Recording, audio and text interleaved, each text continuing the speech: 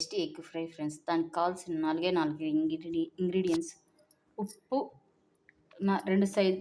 పెద్ద size onions 2 cut చేసుకున్న friends, ఏమాత్రం సన్నగా, 5-6 వెల్లుల్లి, పచ్చిమిర్చి, కొత్తిమీర.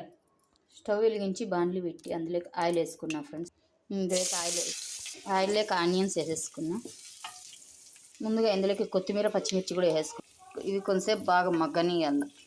ఇవి మరీ ఎక్కువగా ఏం వేగనవసరం లేదు, పచ్చివాసన పోయేంతవరకు వేగితే చాలు. ఆనియన్స్ బ్రౌన్ కలర్ వచ్చేంతవరకు ఏం వేగనవసరం లేదు ఫ్రెండ్స్, పచ్చివాసన పోయి ట్రాన్స్పరెంట్ అయితే చాలు. ఆనియన్స్ అనేది కలర్ చేంజ్ అయితే చాలు ఫ్రెండ్స్. ఇది తెల్లగా ఉండేది కొంచెం అంత వైట్గా ఉండేటివి కలర్ చేంజ్ అయితే చాలు.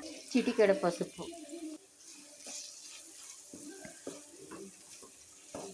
చిటికెడంత పసుపు వేసుకోవాలి ఫ్రెండ్స్.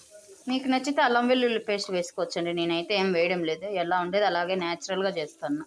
గరం మసాలా కానీ, చికెన్ మసాలా కానీ ఏవైనా వేసుకోవచ్చు. నేనేం వేయడం లేదు. 4 ఇంగ్రీడియంట్స్ వాడి చేస్తున్న ఎగ్ ఫ్రై. టేస్ట్ మాత్రం చాలా బాగుంటుంది ఫ్రెండ్స్.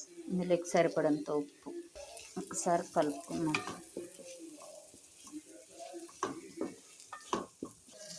నేనైతే 6 కోడిగుడ్లు వేసుకుంటున్నాను ఫ్రెండ్స్. మీకు ఎన్ని నచ్చితే అన్ని వేసుకోవచ్చు. మీ ఇంట్లో ఎంతమంది ఉంటే అన్ని కోడిగుడ్లు. ఇప్పుడు ఇవైతే వేగిపోయినాయి. ఇందులో కోడిగుడ్లు కొట్టేసుకున్నాం. ఇలా 6 కోడిగుడ్లు కొట్టేసుకున్నాం ఫ్రెండ్స్. ఇదంతా కలుపుకున్నాం. ఇంతే ఫ్రెండ్స్, ఎగ్ ఫ్రై. ఇదంతా దగ్గర పడిపోతే ఎగ్ ఫ్రై రెడీ అయిపోయినట్లే. సింపుల్గా టేస్టీగా చేసుకునే ఎగ్ ఫ్రై ఫ్రెండ్స్. నచ్చితే లైక్ చేయండి, షేర్ చేయండి, కామెంట్ పెట్టండి. ఇందులోకి టమాటా రసం కానీ, మిరియాల రసం కానీ, ఇలా ఏ రసం చేసుకున్నా టేస్ట్ బాగుంటుంది ఫ్రెండ్స్. ఇది సైడ్ డిష్గా పెట్టుకుంటే టమాటా రసంలోకి, మిరియాల రసంలోకి.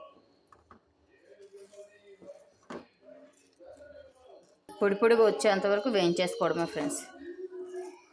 మంట అయితే ఎక్కువ పెట్టకూడదు ఫ్రెండ్స్. మంట ఎక్కువ పెట్టినారంటే మాడిపోతుంది. సన్న మంట మీదనే కలుపుకుంటా పొడిగా వచ్చేలాగా చేసుకోవడమే.